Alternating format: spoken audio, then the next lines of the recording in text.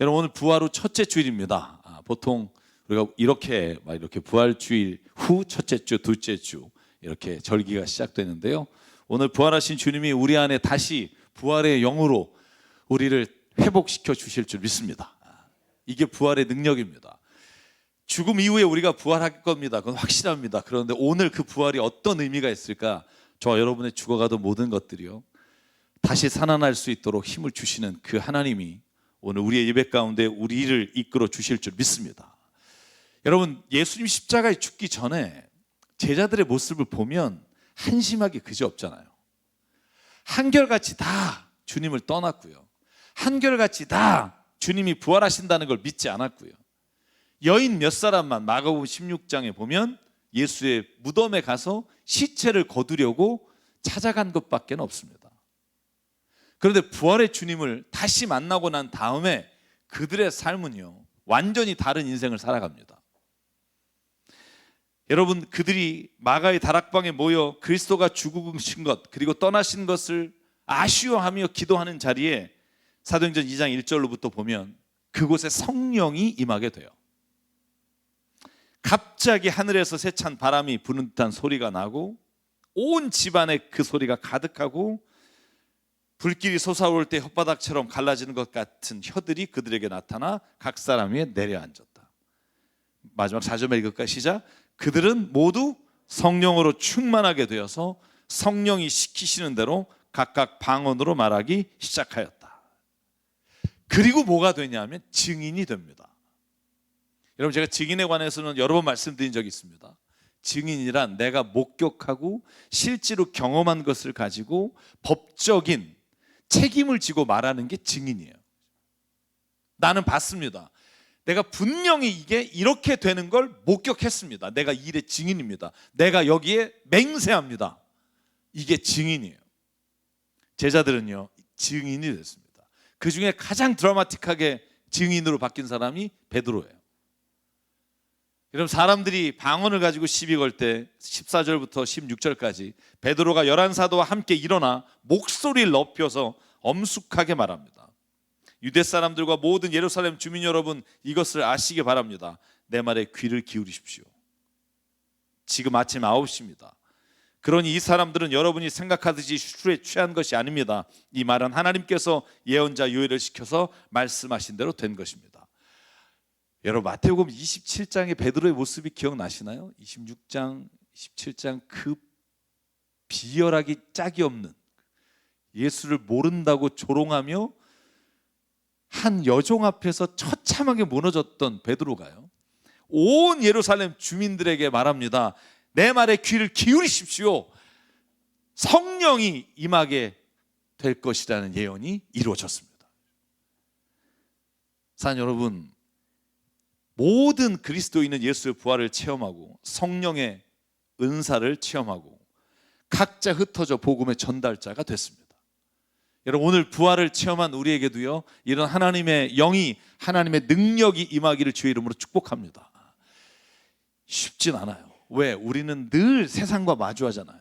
나를 절망시키려고 하고, 나를 넘어뜨리려고 하고, 나를 속이려고 하고, 나를 매일매일 사람들의 소리에 귀를 기울이다 보면 여러분, 이 마음이 무너질 때가 너무 많아요. 그래서 하나님이 오늘 각 사람에게 특별한 은사를 주셔서 서로가 다른 것을 통해 복음이 전달되게 하셨다는데 초점이 있습니다. 여러분, 저는 오늘 교회를 보면 이 다양성이라는 게 사라져버리는 안타까움이 있어요.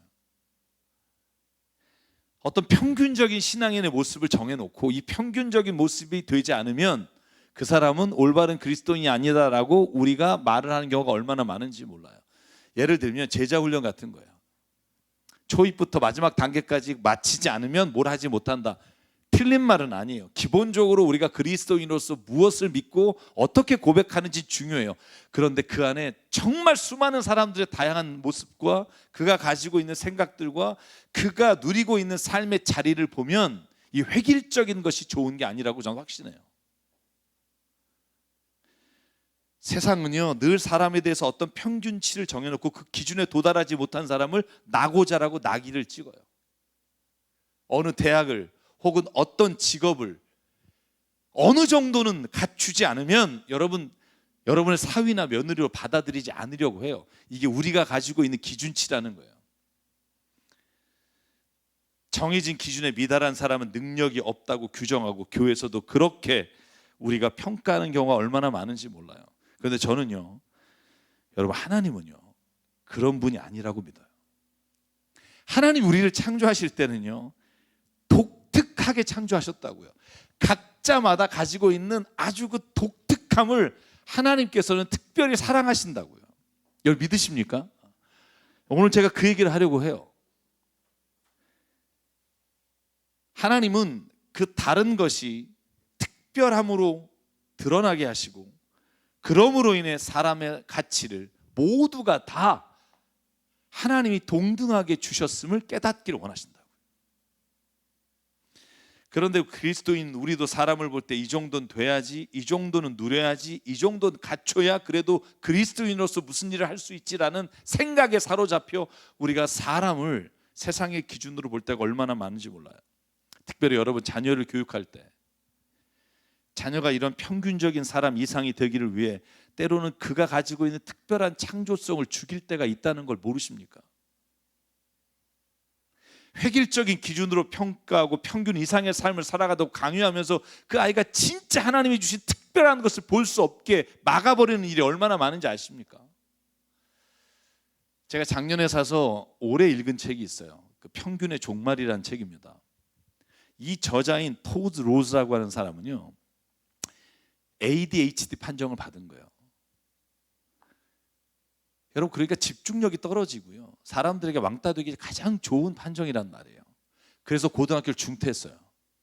그리고는요 결혼하고 아기를 낳으면서 공부를 해야겠다는 생각이 너무나 많이 들었어요. 그런데 세상의 학교의 기준으로 봐서는 자기가 못하고 도저히 따라갈 수 없는 것들이 있는데 그 교육을 따라갈 수가 없는 거예요. 자기만의 독특한 공부법을 발견해서 여러분 15년 후에 하버드 대학의 교수가 돼서 쓴 책이 평균의 종말이에요. 여러분 이 책의 서문에는요 이런 얘기가 나와요. 1940년대 미국 공군에서 이제 제트 엔진으로 마하의 속도를 내기 시작하니까 여러분 이 전투기가 매일 추락하는 거예요. 첫 번째 기체 결함인가, 둘째 조종사의 능력 미달인가, 연구를 아무리 해도 모르겠는 거예요. 심지어는 조사에 의하면 하루에 17명의 조종사가 추락한 경우가 있었어요. 그러다 보니 이 마하의 속도를 이겨내려면 조종석이 어느 정도 평균치의 사람에게 맞춰서 만들어지지 않으면 이 조종사가 불편해서 떨어지나 보다. 그래서 미국에 있는 4,000명 정도의 조종사를 다 평균치를 10개 항목으로 조사했어요. 예를 들면 키, 팔 길이, 가슴 둘레, 엉덩이 둘레, 허벅지 둘레, 목 둘레, 허리 둘레, 다리 길이, 다리와 다리 사이, 앉아서 조종사가 할 수 있는 그 10개의 항목을 다 조종해서 조사해서 평균치를 뽑아서 도대체 이 평균, 다리 길이는 몇 센치, 그리고 허리 길이는 몇 센치, 둘레는 몇 센치, 이 평균을 조사한 다음에 4,000여 명의 조종사가 몇 명이나 이 평균치에 근사한지 들어가는지를 조사했어요. 근데 놀라운 결과가 나왔어요. 그 놀라운 결과가 뭐냐면 단 한 명도 이 평균치 10개 항목에 들어가는 사람이 없었어요. 예를 들면 한 사람은 팔 길이는 평균치보다 길었고, 다른 사람은 8개는 다 맞는데 한 사람은 가슴 둘레는 평균치보다 작았고, 단 한 명도 10개의 평균치에 맞는 평균적 인간은 존재하지 않았다는 거예요. 토드 로즈가 뭘 말하려고 하냐면 모든 사람을 조사해서 평균으로 만든 평균값이 사실은 사람을 죽일 수 있다는 거예요. 어느 누구도 그 평균치에 가까운 사람이 존재하지 않는데 그 평균치에 맞추려고 우리는 애쓰고 평균치에 도달하기 위해 우리 스스로가 굉장히 노력하지만 이룰 수 없는 좌절감을 느끼게 되고,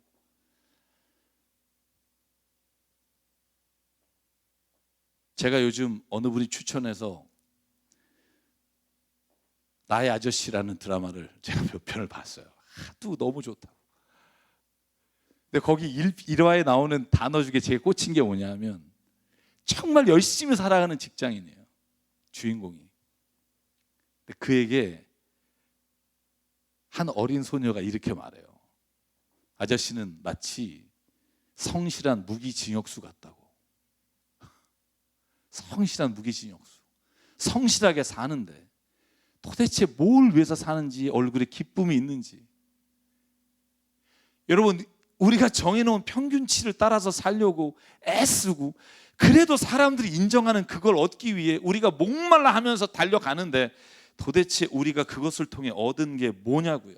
그러니까 발버둥을 치면 칠수록 삶의 만족은 떨어지고 내 존재 가치는 더 이상 의미 없다고 여겨지는 삶을 반복할 필요가 있냐고요.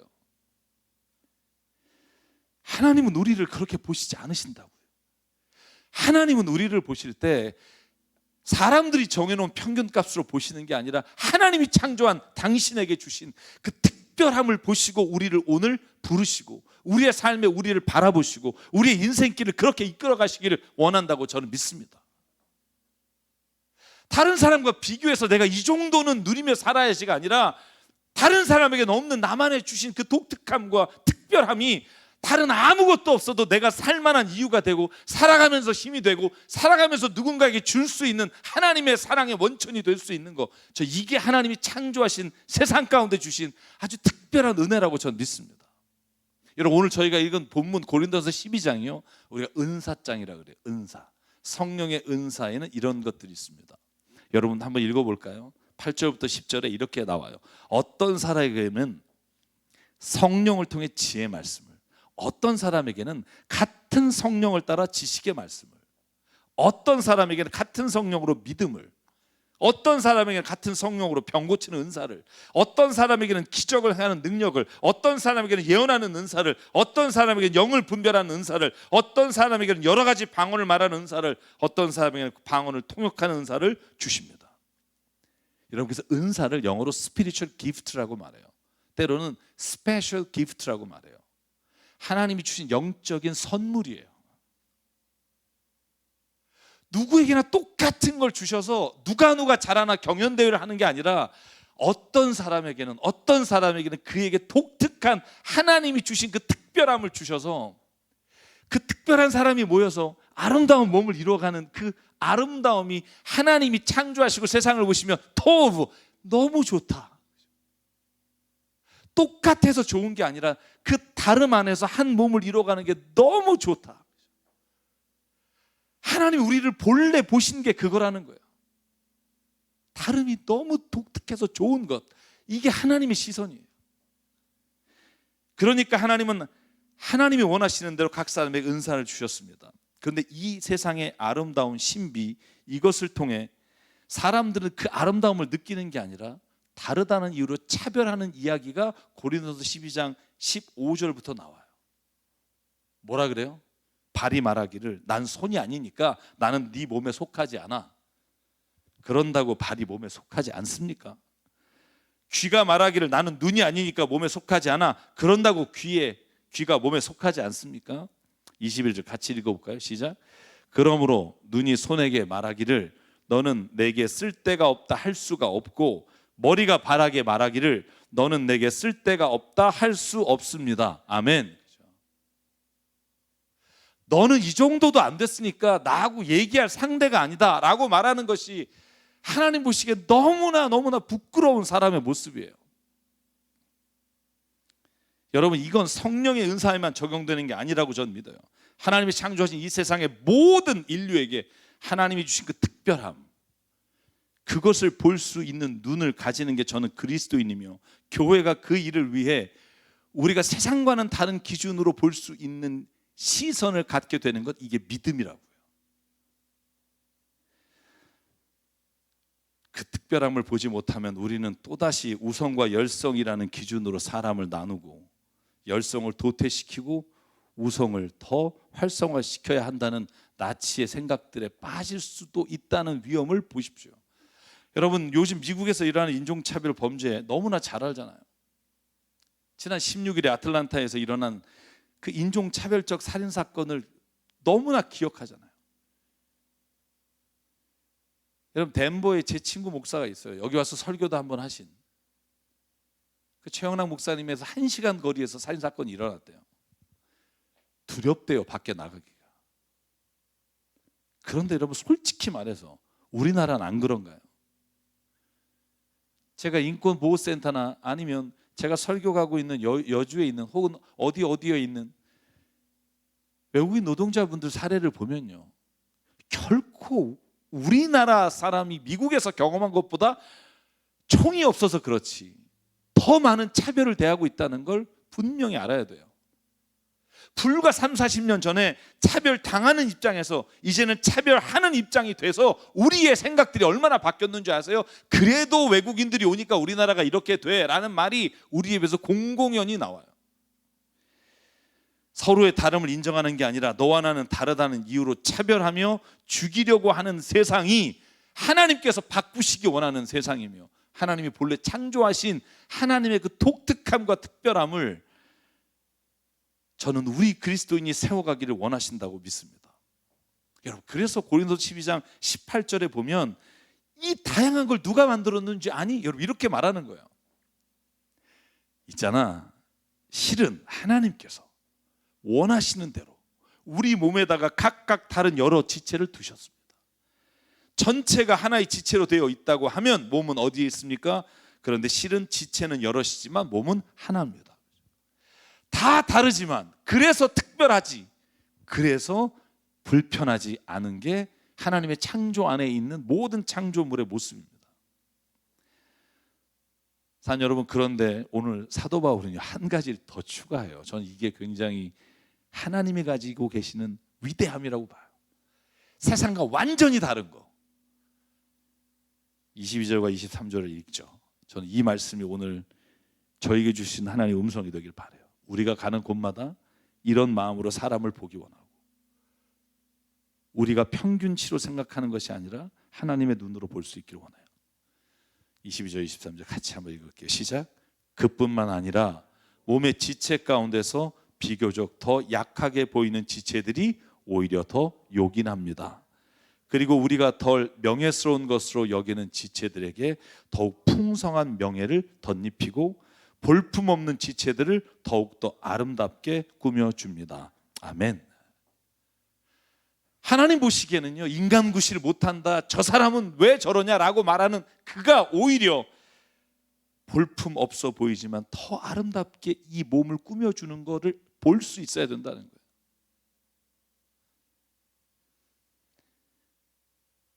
여러분, 이걸 예수께서 이 땅에 오셔서 보여주셨다는 거예요. 하나님이 이렇게 선포하시고 끝난 게 아니라 세상에 오셔서 예수님이 살아가신 모습을 보면 이것을 세상 가운데 적용하시고 이루어가시면서 예수님이 그렇게 살다 가셨다는 거예요. 여러분, 예수님이 좋게 이 땅에 오셔서 만난 사람이 수천 명, 아니 오병이어의 기적만 보더라도 수만 명이 넘어요. 여러분, 성경 한번 정말 마태복음부터 요한복음까지 이 사복음서를 꼼꼼히 읽어보실래요? 어떠한 사람도 똑같이 대하신 경우가 없어요. 여러분, 우리는요, 사람이 이 정도는 돼야 하나님이 구원하시고 이 정도는 돼야 은혜를 주시고 이 정도는 돼야 자격이 된다고 생각해요. 근데 여러분, 성경은 놀랍습니다. 하나님은 한 번도 예수 그리스도를 통해서 그렇게 적용하신 적이 없어요. 어떤 사람이든 죄인이든 창녀든 세리든 세상이 볼 때 기준에 미달한 사람이 자기에게 오든 안 오든 그를 대할 때는요, 하나님이 그에게 향한 특별함을 가지고 대하셨다고요. 여러분, 다 볼 수는 없으니까 제가 하나만 가지고 볼게요. 영생과 구원, 치유에 대해서 예수께서 만나는 사람마다 적용한 기준이 달라서 때로는 헷갈릴 때가 있어요. 저에게 묻는 분이 있어요. 어떤 사람이 구원 얻습니까? 예수 그리스도를 믿는 사람이 구원받습니다. 그런데 예수님은요, 그것도 적용할 때 다 다양하게 적용하셨다는 거 아세요? 한번 볼래요? 여러분, 누가복음 19장이에요. 삭개오라는 사람이 있었습니다. 세리장이에요. 세리장이 뭐 하는 사람이에요? 유대인들에게 세금 뜯어서 로마에게 바치는 아주 나라 팔아먹은 사람이에요. 그런데 그 가운데 또 일을 띄어서 자기가 부자가 돼. 그 세리의 장이에요. 그 장급 되는 인간이 예수님이 지나간다니까 보고 싶어요. 그래서 키가 작아서 볼 수가 없어서 뽕나무 위에 올라갔습니다. 세관장이고 부자였다. 이 단어는요, 얼마나 이 사람이 모든 사람들로부터 손가락질을 당하는지를 알 수 있어요. 예수가 어떤 사람인지 보려고 애썼으나 키가 작아 볼 수 없었고 뽕나무에 올라갔을 때 5절에 예수께서 그를 쳐다보시고 말합니다. 삭개오야 어서 내려오너라. 오늘은 내가 너희 집에 묵어야겠다. 이것도 놀라운 일이죠. 죄인의 집에 오늘 내가 들어가겠다는 거. 여러분, 이 본문을 해석하면 너무 길어서 어쨌든 바리새인과 그 주변에 있던 사람들이 쑥덕거려 죄인의 집에 예수가 들어간다. 여러분, 근데 더 놀라운 건 6절부터 9절이에요. 삭개오가 얼른 내려와 기쁨으로 예수를 모시고 갔어요. 사람들은 수군거려요. 그런데 개의치 않으시고 8절 삭개오와 독대하고 계시는데 삭개오가 이렇게 선포합니다. 주님 보십시오. 내 소유의 절반을 가난한 사람에게 나눠주겠습니다. 또 내가 누구에게서 강제로 뺏은 게 있으면 4배를 갚아주겠습니다. 예수께서 선포해요. 오늘 구원이 이 집에 이르렀다. 이 사람도 아브라함의 자손이다. 여러분, 이건요 충격적인 말이에요. 세일이는요, 제가 여러분에게 여러 번 말씀드렸어요.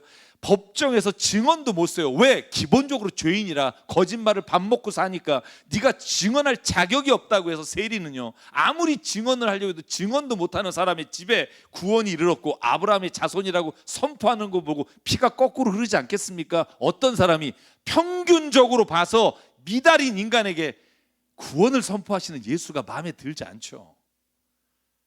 예수님 뭘 보신 걸까요? 예수님 믿음을 보신 거예요. 이 사람이 평균적으로 어떻느냐를 보고 우리가 이 사람이 구원받을 만한 자격이 있느냐가 아니라 이 사람 안에 있는 하나님의 영과 그 믿음의 고백을 보시고 그를 구원의 자리로 선포해 주셨어요. 여러분, 그런데 재밌는 얘기가 바로 그 전장이에요. 누가복음 18장 읽어보시면 부자 관원 한 사람이 와서 예수께 똑같이 물어요. 어떻게 해야 영생을 얻겠습니까? 그러면 19장의 삭개오에게 적용한 기준을 적용해야겠죠. 절반만 팔아도 막 이 집에 구원이 이르렀다, 이 사람이 아브라함의 자손이다, 막 축복을 해야죠. 그런데 18장은 그러지 않아요. 여러분, 예수께 지도자가 찾아와 물어요. 선하신 선생이여, 내가 어떻게 영생을 얻습니까? 나를 왜 선하다고 하니? 넌 율법을 아니? 저는 이분의 이 대답이 충격적이에요. 21절 그가 말하였다. 나는 이 모든 것을 어려서부터 지켰습니다. 평균 이상이에요. 만점이에요. 모든 걸 지켰어요. 여러분, 그러면 예수께서 훌륭하다, 이 집에 구원이 있다, 이렇게 말해야 되잖아요. 예수께서 이렇게 말합니다. 이 말을 들으시고 그에게 말씀하셨다. 너에게 아직도 한 가지 부족한 것이 있다. 내가 가진 것을 다 팔아 가난한 사람에게 나눠주어라. 그리하면 네가 하늘에서 보화를 차지하게 될 것이다. 그리고 와서 나를 따르라. 공정하지 않죠. 전 재산을 다 팔고 나를 따르래요. 백수 거지가 돼서 여러분, 이거 우리가 다 버리고 다 팔아서 가난한 사람 나눠주고 그러면 나를 따라오고 그러면 하늘의 보화 구원을 얻을 수 있을 거다. 이건 제가 볼 때 공평하지 않아요. 이걸 공평하다고 생각하는 순간 여러분, 우리는 좀 이상한 사람이 돼요. 누군 반만 팔았는데도 막 구원이 이르렀다고 아브라함의 자손이라고 칭찬을 마다하지 않는데 전 재산, 그것도 율법을 다 지키고 산 사람에게. 이유가 뭘까요? 정확한 이유는 모르지만 예수님은 그의 마음을 뚫어보시고 그 개인이 가지고 있는 그 특별함과 독특함과 그가 가지고 있는 개별성을 보시고 한 분 한 분을 찾아가셔서 주님은 해답을 주시는 분이에요. 정답을 찾는 게 아니라 해답을 주시는 분. 제가 여러분 성경 공부할 때 말씀드린 거 있죠. 뭐 몇 명이 안 오시니까 들으신 분이 없겠지만 우리는요, the answer, 정답을 찾기를 원해요. 어떤 게 정답인지. 근데 예수님은요, solution, 해답을 찾아주세요. 각자마다 다른 그 해답을 하나님은 독특한 사람에게 각자에게 주신 음성을 듣게 하신다고요. 내가 저 사람만큼 이걸 안 하는데 내가 하나님 나를 이뻐하실까?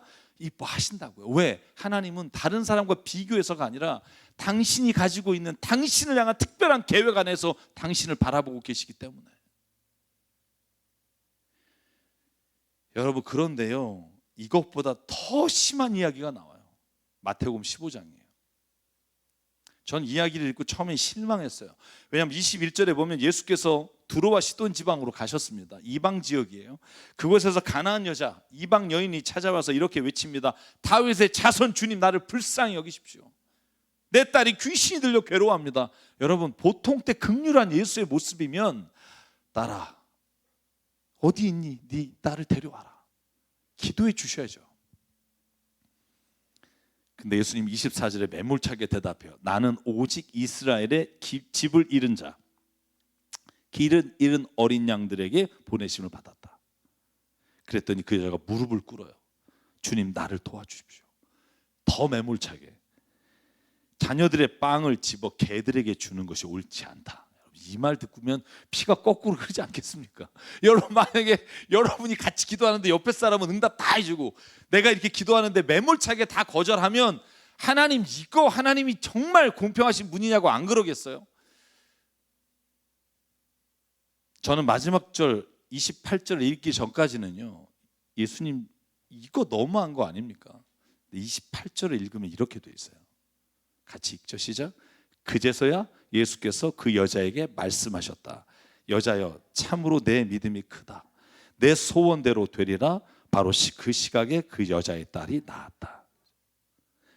하나님은 이 여자를 차별한 게 아니라 이 여자 안에 가지고 있었던 믿음을, 그리고 그 주변의 많은 유대인들이 이방 여인이 감히 예수께 와서 고침을 받으려고 할 때 어떤 일이 일어나는지를 보고 있을 때 하나님은 이 여인 한 사람을 통해 이방 모든 민족에게도 하나님은 병 고치는 은사만이 아니라 구원의 문을 열어두셨으며 내 믿음이 가장 크다라고 말하시는 것을 보이기 위해 하나님이 이 일을 이 여인에게 행하셨다는 걸 알 수 있어요. 사랑하는 여러분 모든 사람이 다양해요. 달라요. 여러분, 그렇기 때문에 하나님의 임재하심과 하나님이 여러분을 향한 계획과 여러분의 인생을 이끌어 가시는 방법이 다르다는 것 인정할 때, 그때 우리 안에 세상의 기준이 아니라 하나님의 기준으로 우리 자신을 바라보면서 우리가 진정으로 하나님이 좋다고 하신 인생을 살아갈 수 있는 힘을 우리에게 부어주시는 줄 믿습니다. 여러분, 왜 우리가 하나님의 사랑을 받을까요? 평균 이상이라서? 천만의 말씀. 하나님이 사랑하시기 때문에. 예수님이 이 세상에 오셔서 모든 사람들에게 다 그걸 가르쳐 주고 원하셨어요. 넌 특별하단다.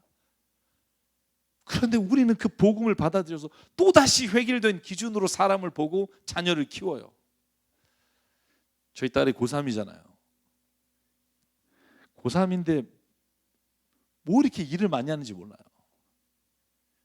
갑자기 올해 초에 어려운 아이들 영어 가르치고 싶다고 해서 계획서를 뽑았는데 막 A4로 PPT를 만들어 왔어요. 그래서 제가 저희 교우분 중에 아동센터 하시는 권사님께 부탁했어요. 얘네들이 이거 하겠다는데 저는 그래서 하다 말겠지. 근데 요즘 물어봤더니 너무 잘하고 있대요. 그래서 제가 그랬어요. 너 고3이다. 개별적으로 줌으로 영어로 그림 일기를 그려주고, 그러더니 또 저한테 견적서를 또 가져왔어요. 노숙자분들 편지 쓰는 운동을 자기가 시작했다고. 그래서 그걸 해서 4월 27일 날 제가 이 마석에 저희가 섬기는 공동체가 다리 밑에서 공연을 합니다. 그때 제가 가서 그분들에게 10분을 이렇게 편지 쓰는 뭐 이런 운동을 하고 싶대요. 그래서 제가 그랬어요. 너 고3이다. 그러면서 무슨 생각이 있냐면 얘가 좋아하는 거 살다가 하나님 앞에 가면 되는 거지. 여러분, 진짜 하나님 원하시는 게 뭘까요? 뭐 어느 정도의 기준이 되는 사람이 아니라 그 인생을 기쁘게 사는 사람. 여러분, 다른 사람이 모두가 다 존경하는 자리 혹은 모두가 다 부러워하는 자리에 앉아 있으면서 스스로가 성실한 무기징역수처럼 살아가길 원하실까요? 아니면 진짜 자기가 누리고 있는 그것 아무리 작아도 기쁘고 행복하게 살아가는 거 원하실까요? 여러분, 저는요, 제가 살아보니 알겠어요. 기쁨이란, 행복이란 거기서 오는 게 아니라 아무리 사람들이 보잘것없다 그래도 그걸 행하면서 누리게 되는, 내가 창조하신 분의 뜻을 따라 사는 그 마음이 얼마나 행복한 건지 몰라요. 여러분, 사도 바울도 마찬가지예요. 제가 시간상 길게 말씀을 안 드리고 줄일게요. 디모데와 디도라고 하는 아주 뛰어난 수제자 둘에게 한 사람은 할례를 시키고 한 사람은 할례를 시키지 않아요. 획일적으로 할례를 받아라라고 말하지 않아요. 여러분 사도행전 16장에 보면 바울은 더베와 루스드라에 들어가서 디모데를 만나요. 디모데의 어머니는 유대인이고 아버지는 헬라인이에요. 그런데 하나님께서 바울에게 디모데가 에베소 교회에서 목회를 하도록 하기 위해 이방인들 중심이 아니라 유대인 중심의 교회로 보내기 위해 그에게 할례를 시켜요. 3절에 보면 디모데를 데려다가 할례를 행했다. 그런데 디도는요, 여러분 우리가 아는 것처럼 그는 크레타 섬의 목사예요. 이방 지역의 섬에서 목회를 하고 있는 디도에게는 성경의 3절에 갈라디아 2장 3절 이렇게 말합니다. 나와 함께 있는 디도는 그리스 사람이지만 할례를 강요받지 않았습니다. 할례 시키지 않고 목회를 시켜요. 여러분 만약에 우리 교회 안에서요, 어떤 분에게는 이렇게 적용하고 있던 게 이렇게 적용, 목사님 막 이러고 막 핏대를 세우실 거예요. 그래도 공정해야죠. 공평하게 좋은 게 아니라 저는 각 사람에게 가장 맞는 것을 입히는 게 전 좋은 것이라고 생각해요.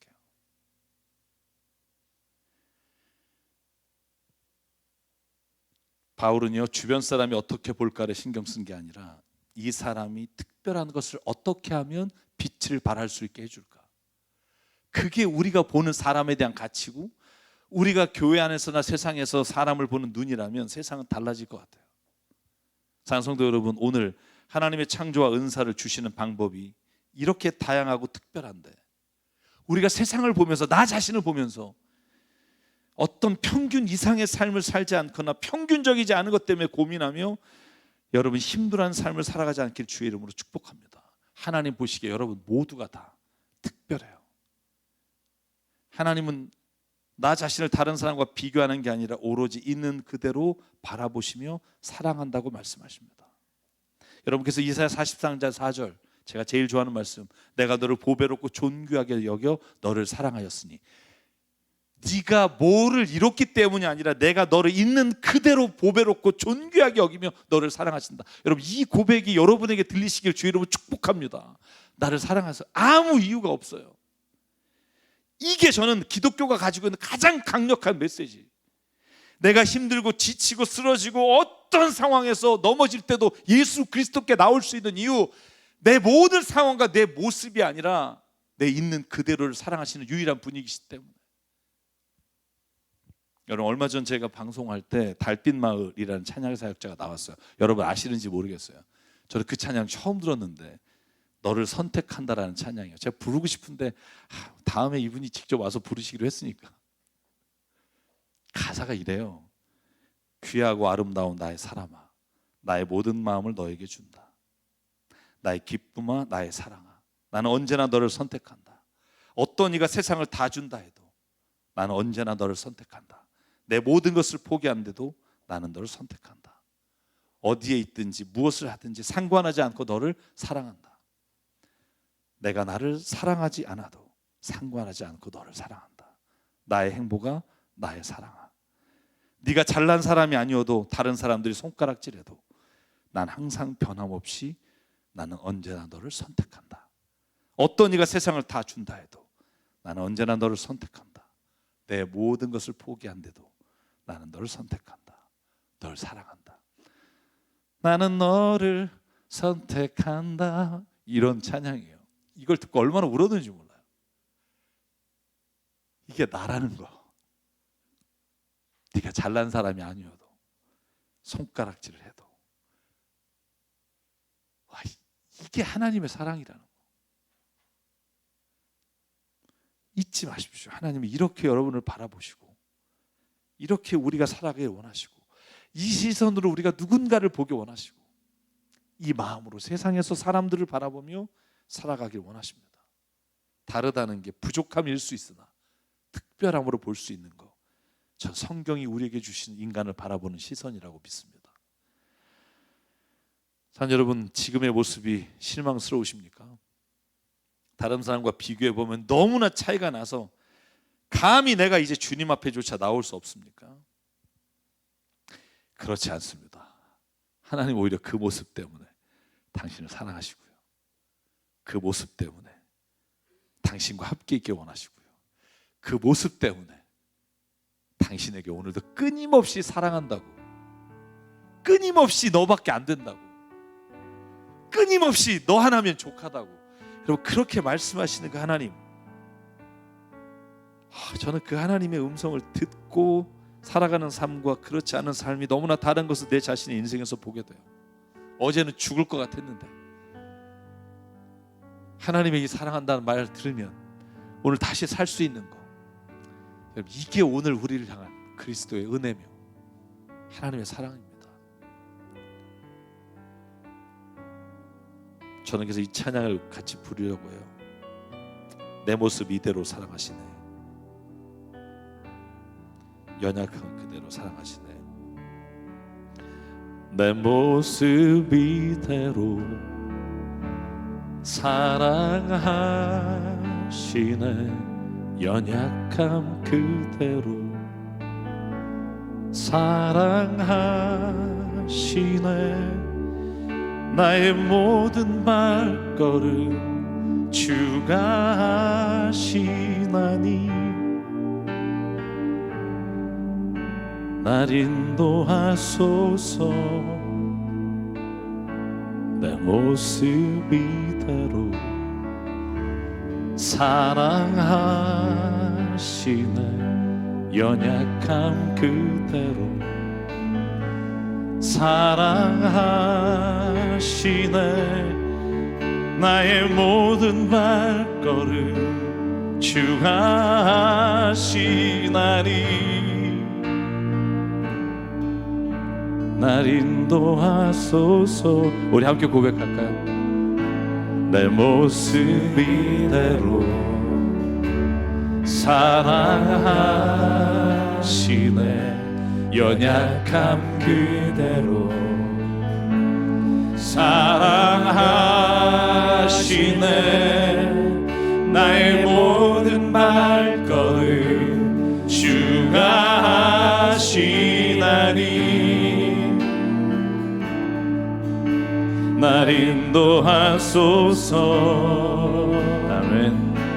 내 모습 이대로 사랑하시네,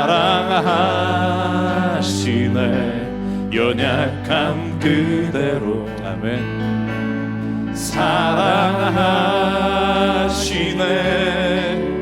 나의 모든 발걸음 주가 하시나니 날 인도하소서.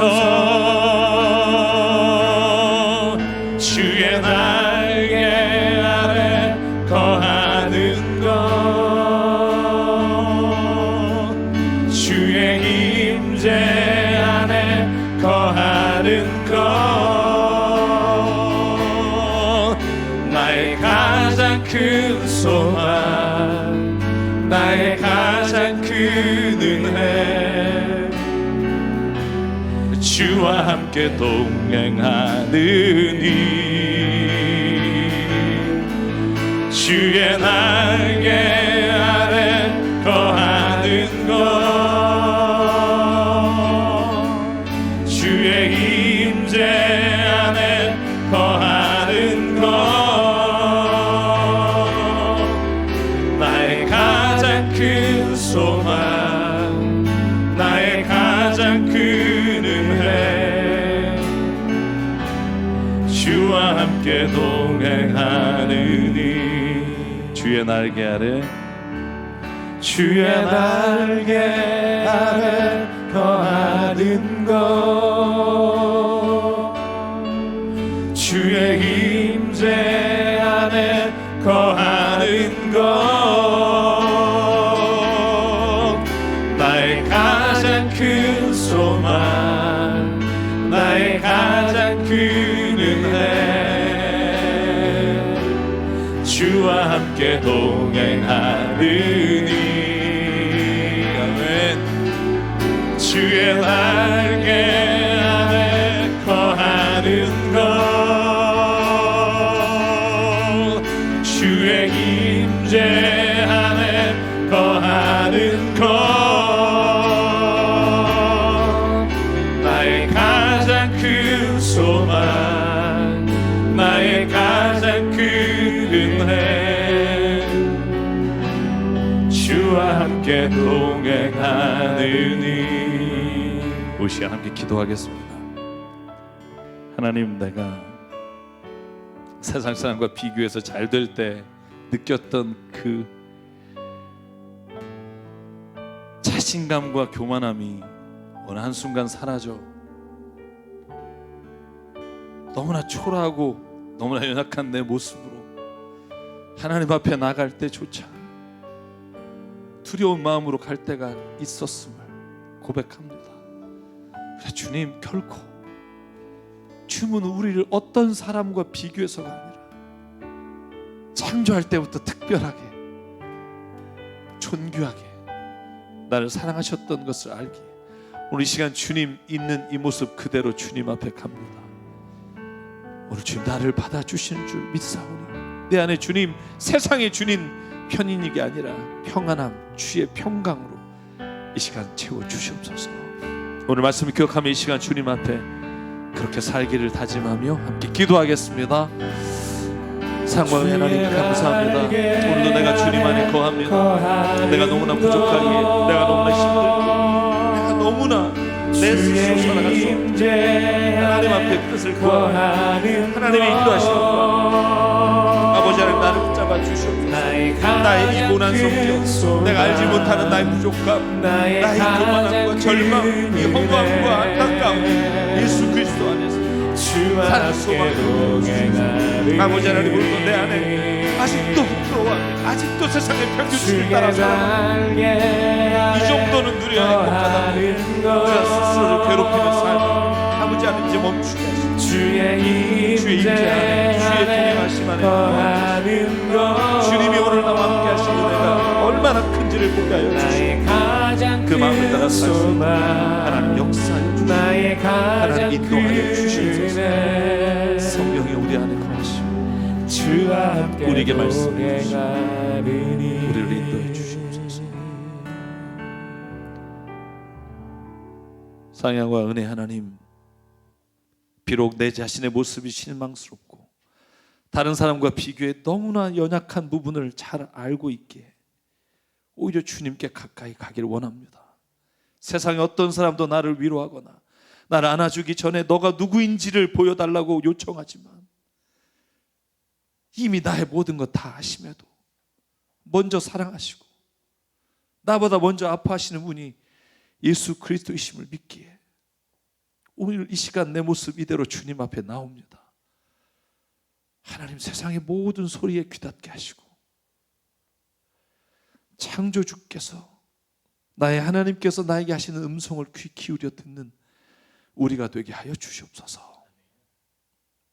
연약할 때 오히려 동행하기 원하시고 오히려 별 볼품 없는 지체를 더 귀하게 여기시는 주님이시기에 오늘 우리가 그 눈으로 우리의 자녀를 보기 원합니다. 우리가 누군가를 바라보며 그의 손을 붙잡아주는 인생이 되기를 원합니다. 아버지 하나님, 우리에게 그런 용기와 힘을 허락하여 주시옵소서.